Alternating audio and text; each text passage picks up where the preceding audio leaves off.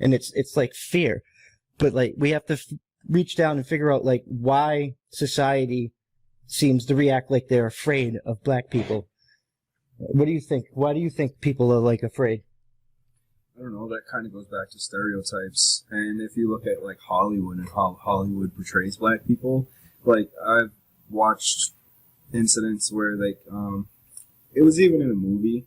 I'm not sure who the director was, but they kind of highlighted that like a black guy had to play a role of being like gangster and thuggish and like not talking proper. Well, you know, just to touch on that, because that's a good topic to touch on. So there's a lot of that going on in Hollywood. For instance, well, no, it goes deeper than that. And like honestly, you can respect the artistic value. I mean, it is going deeper. People are getting fired because they're not gay enough or they're not Jewish enough. Well, no, when it comes to stuff like you're portraying like a book or like a movie, in some instances, it's not even the fact of like what is being. It's the writer. So, you know, the writer is writing it from their perspective. Just like if they're writing that character that way and they audition for that character, yes. But what he was saying is that they're being told that that's the only role they can even try out for.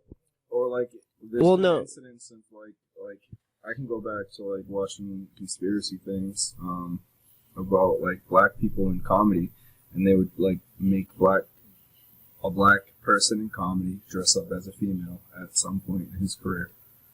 And if you look at Tyler Perry, if you look at Martin Lawrence, he is definitely taking advantage of it though. Tyler Perry, let's just throw that out here. He's making bank. He's running with it. I can see that. I remember watching an interview with Denzel Washington where he was telling his daughter that you have to be like, because she's black, she has to be able to act, sing, and dance in order to get a job. When white women just have to fuck Harvey Weinstein. Well, I've also seen a meme on, I can't exactly quote what it is at the moment, but I saw a meme, and it was basically like this white woman. She wrote like a skit or like a summary of a show, didn't have like a full plot, and she got money for that, you know what I mean? And that's kind of like white privilege. Like, she didn't have like a whole story, a whole plot, no character names. It was just like an idea, and she got like money for the whole show. Well, you know, it's great that you just stated white privilege, because me and Anthony were having a conversation about this earlier. You know, so let's get your viewpoint. How do you completely view, as we're going to call it currently, white privilege? White privilege is driving down the street and like on the highway and passing a cop and like worrying about the cop pulling you over because you're black, like, you know what I mean, or worried, like, you know what I mean, like there's been incidents where you don't feel comfortable driving past a police officer because you're black, because you're going to be stereotyped, you know. Yeah, I suppose in some areas, depending the area, that is totally I mean, I've seen it happen. I've seen it. Like, I've seen racist things in the military. I mean, the military usually squashes those shit real quick. Yeah. But it's like, they do exist. Like, we had this one guy, it was the night before we left for Afghanistan. I can't really say much about that because of the nature of what we were doing. But the guy was new to the unit. He came in, we were all out there with our gear, and we're all like ready to go die to each other. And he came in like, he was like, I don't want to repeat it, but he was like blatantly racist.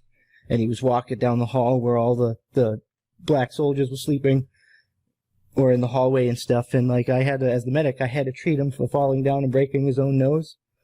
And that's like, I mean, another form of like white privilege. We know how that went. Another form of white privilege would also be like the incident that I was talking about at the beginning, about like how the white guy was wanted and how he was treated when he was arrested versus a lot of black people, how they're treated when they're being arrested. There's this one serial killer. I don't know when I got in trouble as a kid, I got beat by cops quite a few times, so I don't know. I think it depends on the person. You know, it happened. It was not fun. I think Pistol we all whipping, not a good time. Like, well, the German police, they don't fuck around. They get this baton that just beats you. Exactly. I think it's just a cop thing. They're like, you're resisting. Where we're all from, you know how they are down there also. We're all interesting people. No, it's a wonderful place. But it's crazy because some of these he was talking about like they're treating him different. There was this kid, I forget his name, but he was like 18, 19, 17, and he like serial killed 3 motherfuckers in a church or something like that. And I'll put a link in the description. I'll find it so you can actually believe me, it'll come in. You'll see it. But they took that motherfucker to Wendy's on the way to jail. Like, they took that motherfucker to Wendy's. That's really nice, though. You know, if he's getting a life sentence, and you know what I mean? You know, you're like, you know what? Just because I just want to do this. You know, one good deed for my life.